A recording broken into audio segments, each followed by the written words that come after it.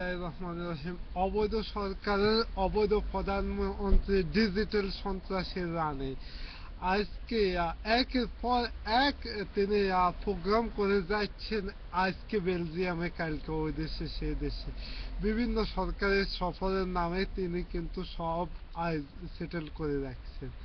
হঠাৎ করে দেখবো যে বিপদ বিপদ দেখতেছে চারিদিকে। এখন তার ডিজিটাল আকারে কিন্তু ওই সকল প্রোগ্রামগুলো করে রেখেছেন। আজকে আমাদের বাংলাদেশ জাতীয়তাবাদী নেতৃবৃন্দ এখন ডিক্লেয়ার দিয়েছে অলরেডি। আজকে ডিজিটাল সন্ত্রাসের যে সকল সন্ত্রাসী পুলিশ দেশের জনগণের রক্ত ঝরিয়েছে এবং জনগণের জীবন কেড়ে নিয়েছে, কিন্তু ওই সকল সন্ত্রাসীদের স্থাবর অস্থাবর এমনকি পিতৃ সম্পত্তি সহ সরকারি খাতে জমা হয়ে ওই সকল পয়সা দিয়ে ওই সকল শহীদদের পরিবার প্রতিষ্ঠিত করা হবে। এমনকি তাদের নিকটতম আত্মীয় স্বজন, চৌদ্দ গোষ্ঠীর সবার, এমনকি বন্ধু বান্ধব থেকে সবাইকে খুব নিখুঁতভাবে খতিয়ে দেখা হবে কিভাবে কি করেছে, কোথায় টাকা রেখেছে। তাদের তাদের পরবর্তী টাইমও তাদের উপর পারিবারিকভাবে খুব সরকারি ভাবে নিখুঁত নজর রাখা হবে। তারপর এখন দেখা যাবে ডিজিটাল ছোট ছোট সন্ত্রাসীগুলা কোথায় যায় ফালায়। আওয়ামী লীগ মানে বাকশালে কুকুর। আওয়ামী লীগ বাংলাদেশে যেরকম মির্জাফর গালি হয়ে গেছে, আওয়ামী লীগ একটা গালি নাম হিসাবে পরিচিত হয়ে যাচ্ছে বাংলাদেশে। এখন জনপ্রিয় গালি হিসাবে আওয়ামী লীগ বলে পরিচিত হয়ে গেছে। সম্মানিত দেশবাসী, আপনারা হতাশ হওয়ার কোনো কারণ নাই। আপনারা দেখতেছেন দেশ নেত্রী বেগম খালেদা জিয়া জীবনের মায়া না করে আপনাদের দিকে তাকিয়ে আপনাদেরকে প্রতিষ্ঠিত করার জন্য, আপনাদের ন্যায্য অধিকার আদায় করার জন্য আজও রাজপথে আছেন। কিন্তু গতকালকে দেখেছেন ডিজিটাল সন্ত্রাসীর কাণ্ড। মান্না ভাইকে গ্রেপ্তার করেছে, কিন্তু তারপরে ওনাকে কে গ্রেপ্তার করেছে জানে না। তারা অনেক সুযোগ খুঁজছিল মান্না ভাইকে হত্যা করার জন্য, তারপর গুম করার জন্য। বিভিন্ন এই পর্যন্ত প্রতিটা নাগরিকের জীবন বিপন্ন হয়ে পড়ছে। আজকে এই ডিজিটাল সন্ত্রাসীর বিরুদ্ধে কেউ কথা বলতে পারতেছে না।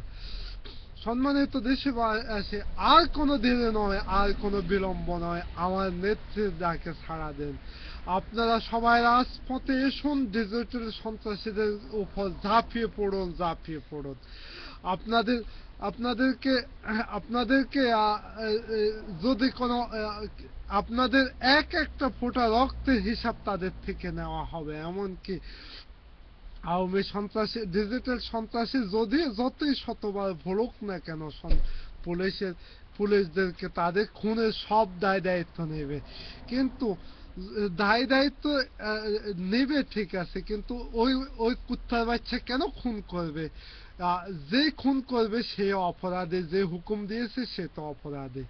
তার তার সাথে কোন অপরাধীর কে আমরা বাংলাদেশ জাতীয়তাবাদী এবং বাংলাদেশের ন্যায় বিচার আদালতে তাদেরকে কোন খুনিকে ছাড় দেওয়া হবে না। তাদেরকে বাংলাদেশ দণ্ডবিধির ৩০২ ধারা অনুসারে ফাঁসিতে ঝুলানো হবে সকল ডিজিটাল সন্ত্রাসীদেরকে। এমনকি তাদের স্থাবর অস্থাবর এমনকি পিতৃ এবং এমনকি দাদার সম্পত্তি পর্যন্ত নিলাম করা হবে। তাদের তাদের এই ধ্বংসত্বের কারণে যদি যদি তাদের সন্তান কষ্ট করুক, তাতে আমাদের কিছু আসে যায় না। একটা পাপীর সন্তানে কষ্ট করবে, এটা আমাদের দেখার কোনো বিষয় নয়।